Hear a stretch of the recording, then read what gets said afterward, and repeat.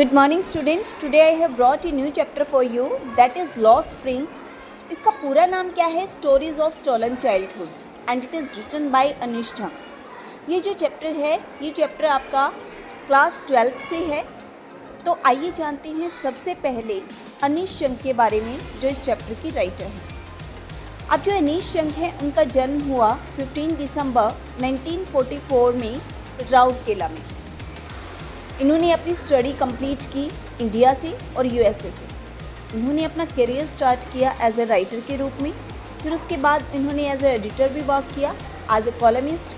जितने भी famous newspaper थे, मेजर न्यूज़पेपर थे इंडिया में और अब्रॉड में, उन सभी में इन्होंने एज ए एडिटर और कॉलमिस्ट काम किया। इन्होंने काफ़ी बुक प्रकाशित की, लेकिन जो इनकी सबसे फेमस बुक है जिसके कारण इनको बहुत पॉपुलैरिटी मिली वो है unveiling India.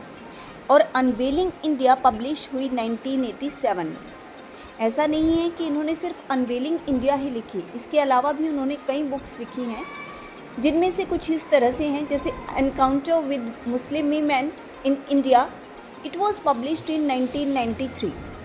Seven sisters, it was published in 1994। Breaking the silence, it was published in 1997। अब ये ब्रेकिंग द साइलेंस क्या है? That is totally written on the base of conversation on women's life from around the world. यानी जो अनीश झा है वो social worker थी और वो प्लेस टू प्लेस मूव करती थी और लोगों की प्रॉब्लम्स को फाइंड आउट करती थी। अब जब वो जगह जगह जाके लोगों से मिलेंगी तो उनसे कुछ बातचीत करेंगी और उसी बातचीत के बेस पे उन्होंने लिखी breaking the silence and it was published in 1997। She is 80 years old now. अब जो ये आपका चैप्टर है बेटा लॉस्ट स्प्रिंग, इसका फुल नेम है stories of stolen childhood and it was published in 2005। अब इसमें क्या बताया गया है? एक्चुअली लॉस्ट स्प्रिंग उन बच्चों के ऊपर फोकस करता है जो डिप्राइव बैकग्राउंड से। अब उन्होंने स्टोरीज़ ऑफ स्टोलन चाइल्डहुड क्यों बोला है? क्योंकि इस चैप्टर में उन्होंने दो ऐसी स्टोरियाँ डिस्क्राइब की हैं जिसमें बच्चों का जो बचपन है वो उनसे बिल्कुल चुरा लिया जाता है। In the childhood they have so many responsibilities that they don't have time to enjoy their childhood. That's why we call it stories of stolen childhood. अब आइए जानते हैं कि इस चैप्टर में कौन सी दो स्टोरियाँ हैं। तो फर्स्ट स्टोरी का नाम है some time I find a rupees in garbage and the second story is I want to drive a car. अब बात करते हैं फर्स्ट स्टोरी की जिसका नाम है some time I find rupees in the garbage. इसका जो मेन करेक्टर है, जो प्रोटोगनिस्ट है, दैट इज़ साहिब। उसका फुल नेम है साहिब आलम। और जो ये चैप्टर है इसमें नरेटर का काम कौन कर रहा है? अनीश झा। ठीक है, यानी उन्होंने इस चैप्टर को लिखा भी है और वो इसको नरेट भी कर रही है। अब एक बार क्या होता है कि वो सीमापुरी में, ये स्टोरी है फर्स्ट स्टोरी सीमापुरी की, और सीमापुरी कहाँ पे है? दिल्ली में, दिल्ली के आउटस्कर्ट पे, and that is slum area. वो वहाँ पे एक बच्चों का ग्रुप देखती है और उस ग्रुप में साहिब भी होता है।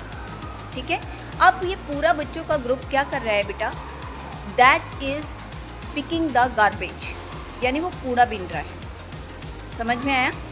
अब जब वो उन बच्चों को देखती है तो एक बड़ी सरप्राइजिंग बात होती है कि they all are bare footed. अब अनीश झा सोचती हैं कि ऐसा तो है नहीं कि इंडिया में इस जगह पे ये ट्रेडिशन हो कि बच्चे बेयर फुटेड रहें।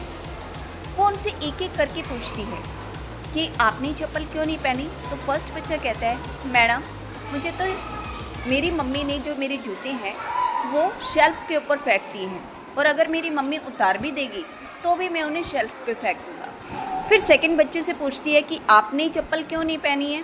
तो वो कहता है कि मैडम मुझे जूते चाहिए इसलिए मैं चप्पल नहीं पहनूँगा। इसी तरह से वो थर्ड बच्चे से पूछती है, वो कहता है मैडम मुझे तो बिना चप्पल्स के ही अच्छा लगता है। फिर इसी तरह से वो सबसे एक एक करके पूछती है और उस पूरे ग्रुप में सिर्फ एक बच्चे ने जूते पहने हुए हैं और वो भी दोनों डिफरेंट कलर के हैं। वो कहता है कि मैडम मैंने जूते पहने हैं। वो कहती है अरे ये दोनों तो डिफरेंट कलर के हैं। वो कहता है तो क्या हुआ मैडम, डिफरेंट कलर के हैं तो मैंने पहने तो हैं, एटलीस्ट मैं इस ग्रुप से बेहतर तो हूँ, इन सब के पास तो जूते भी नहीं हैं। और फिर क्या है, वो वहाँ से चले जाते हैं। अब अनिशंक सोचती है कि ऐसा कैसे हो सकता है कि सारे के सारे बच्चे बेयरफुटेड हों। फिर एक दिन और मिलती है वो उनसे और पूछती है कि अच्छा मुझे ये बताओ, तुम कूड़ा क्यों बीनते हो, क्या तुम खुश हो ये काम करके? कहता है हाँ मैडम, बहुत खुश हैं, और दूसरी बात, हमें कूड़ा बीनने के अलावा और कुछ आता ही नहीं। तो कहती है क्या मिल जाता है तुम्हें कूड़ा बीन के? कहता है मैडम, कभी 1 रुपये का नोट मिलता है, कभी 2 रुपये का, और कभी कभी 10 का नोट भी मिल जाता है। बहुत मज़ा आता है मैम, बहुत मज़ा आता है। वो कहते हैं कि क्या तुम हैप्पी हो ये काम करके? कहता है हाँ मैडम, बहुत खुश हैं। कहती है कि तुम स्कूल क्यों नहीं जाती? और फिर मन ही मन सोचती है यार मैंने कितनी ही बकवास सलाह दे डाली। अब वो बच्चे कहते हैं कि मैडम हमारे सीमापुरी में कोई स्कूल है ही नहीं, तो स्कूल जाके कैसे जाएंगे हम? वो कहते हैं कि ठीक है, अगर मैं स्कूल खोलूं तो क्या तुम वहाँ पे आओगे पढ़ने के लिए? क्या तुम एडमिशन लोगे? तो सारे बच्चे कहते हैं हाँ मैडम, क्यों नहीं, आप स्कूल खोलेंगे तो हम सभी वहाँ ज़रूर पढ़ेंगे। अब जब भी वो बच्चे यानी उस ग्रुप को जब भी अनिशंक दिखाई देती हैं तो वो उससे पूछते हैं मैडम आपका स्कूल बना क्या? और वो कहती है कि यार मैंने तो क्या ही प्रॉमिस कर डाला इनसे। अब वो अपनी बात को कंप्लीट तो कर नहीं पाई, तो वो कहती हैं तुम्हें पता भी है स्कूल बनने में कितना टाइम लगता है और कितने पैसे लगते हैं? जब बन जाएगा तो मैं बता दूंगी, ऐसे रोज़ रोज़ मत पूछा करो मुझसे। अब एक दिन वो फिर से मिलती हैं साहिब से। अब साहिब से पूछती हैं कि साहिब तुम रहते कहाँ हो? साहिब कहता है मैडम यहीं रहता हूँ। कहते हैं मुझे अपने घर लेके चलोगे? और कहते हैं हाँ हाँ क्यों नहीं, आइए मेरे पीछे पीछे। और जब वो उसके घर पे जाती है तो देखती है कि that place is full of garbage. हर जगह कचरा ही कचरा, कहीं पे ड्रेनेज की फैसिलिटी नहीं है, सीवरेज फैसिलिटी नहीं है, कहीं पे वाटर फैसिलिटी नहीं है, नो इलेक्ट्रिसिटी। घरों के नाम पे वहाँ पे टूटे फूटे मकान हैं, यानी हर जगह बड़ी ही बुरी हालत। अब जब वो उस लोकेलिटी में आती है तो वो समझ जाती है कि वो सारे बच्चे बेयरफुटेड क्यों थे, यानी इन लोगों के पास इतना पैसा ही नहीं है कि वो अपने बच्चों को चप्पल खरीद के दे सकें या जूते पहना सकें। देखो बेटा, मैं आपको बताती हूँ कि ये जो साहिब है ये प्रॉपर बिलोंग करता है ढाका से। अब ढाका कहाँ है? बांग्लादेश में। और बांग्लादेश में इनके अपने खेत वेत होते हैं, बहुत अच्छे से हरियाली के बीच में रह रहे होते हैं, अपनी फसल उगाते हैं, खाते हैं, बड़ी मौज से रहते हैं। लेकिन एक बार वहाँ पे नेचुरल क्लैमिटीज़ आ जाती हैं, उनके सारे खेत डिस्ट्रॉय हो जाते हैं और वो वहाँ से शहर की तरफ आ जाते हैं पैसे कमाने के लिए। और बाहर जब आप शिफ्ट होते हो तो आपको बहुत सारा पैसा चाहिए होता है। अब उनके पास इतना पैसा तो है नहीं, इसीलिए वो सीमापुरी में आके इस स्लम एरिया में आके रहने लग जाते हैं और यहाँ पे उनके पास कोई काम नहीं है। That's why they are picking the garbage and earn their livelihood. तो ये है कहानी साहिब आलम की। फिर साहिब से एक दिन और मुलाकात होती है और वो खड़ा होके क्या है देख रहा होता है टेनिस प्लेयर्स को, और उस दिन उसने जूते भी पहने हुए हैं। तो वो अनिशंक से कहता है देखो मैडम मैंने जूते पहने हुए हैं। वो कहती है जूते? लेकिन वो समझ जाती है क्योंकि उसके ऊपर एक होल बना हुआ होता है। तो कहती है ये तो फटे हुए हैं। तो कहता है मैडम तो क्या हुआ, एटलीस्ट मेरे पास जूते तो हैं, मेरी बहुत बड़ी विश कंप्लीट हुई। अब अनिशंक समझ जाती है कि किसी ने ये जूते फेंक दिए हैं और वो कहता है मैडम मेरी तो विश कंप्लीट हो गई है, किसी ने मुझे ये जूते गिफ्ट किए हैं। वो पूछती फिर एक दिन वो साहिब से पूछती हैं अच्छा साहिब मुझे ये बताओ कि क्या तुम्हें अपने नाम का मीनिंग पता है? साहिब कहता है नहीं मैडम, मेरे मम्मी डैडी ने बताया ही नहीं। वो कहती है साहिब का मीनिंग होता है लॉर्ड ऑफ यूनिवर्स। वो कहते हैं अच्छा ठीक है मैडम।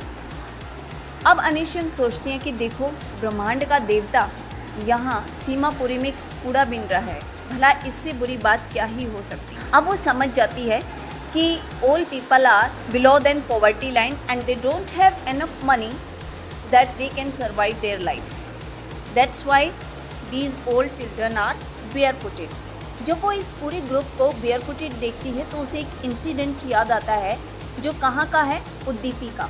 अब वो उद्दीपी में थी ना जब, तो वो एक बच्चे को देखती है जो भगवान के सामने बैठ के प्रेयर कर रहा होता है। वो बच्चा प्रिस्ट का होता है, वहाँ के पुजारी का होता है, टेम्पल के पुजारी का, और वो भगवान से कहता है, भगवान मुझे एक जोड़ी जूते दिला दो। अब जिस टाइम वो उस बच्चे को देखती है ना, तो उस टाइम वो बड़ी शौक होती हैं कि सिर्फ एक जूते के लिए भगवान को प्रेयर करने की क्या ज़रूरत है। लेकिन जब वो इस ग्रुप को देखती हैं जहाँ पे सारे ही बच्चे बेयर फुटेड हैं, तो वो समझ जाती हैं कि वो बच्चा जूतों के लिए प्रेयर क्यों कर रहा है। अब कुछ दिन के बाद वो फिर से जाती हैं, कहाँ पे, उद्दीपी में। अब वहाँ का एनवायरनमेंट टोटली चेंज है। वो जो बच्चा है वो बड़ा हो चुका है, स्कूल में पढ़ता है। Everybody is well settled in Udupi, सभी की फाइनेंशियल कंडीशन अच्छी है। वो सोचती है कि उद्दीपी की कंडीशन तो अच्छी हो गई, लेकिन इस सीमापुरी का क्या होगा, जहाँ पे साहिब जैसे बच्चे रहते हैं, जिनके पास खाने के लिए खाना नहीं है, रहने के लिए प्रॉपर मकान नहीं है और पहनने के लिए कपड़े नहीं। अब जैसे कि आपको पता है कि अनीश जंग एक सोशल वर्कर हैं, तो उसकी एक बार फिर से मुलाकात होती है साहिब से, और उस दिन साहिब अपने कूड़े के थैले के साथ नहीं है। He was holding a T pot, यानी अब वो चाय बेच रहा था। वो कहती है कि अरे साहिब तुम? उसने कहा, हाँ मैडम, अब मैं कूड़ा नहीं बीनता, अब मैं चाय बेचता हूँ, और जो मेरा मालिक है ना, वो मुझे 800 रुपये महीने की तनख्वाह देता है। वो उससे कहते हैं कि अच्छा साहिब, मुझे सिर्फ एक बात बताओ, क्या तुम अपनी इस नई जॉब से हैप्पी हो?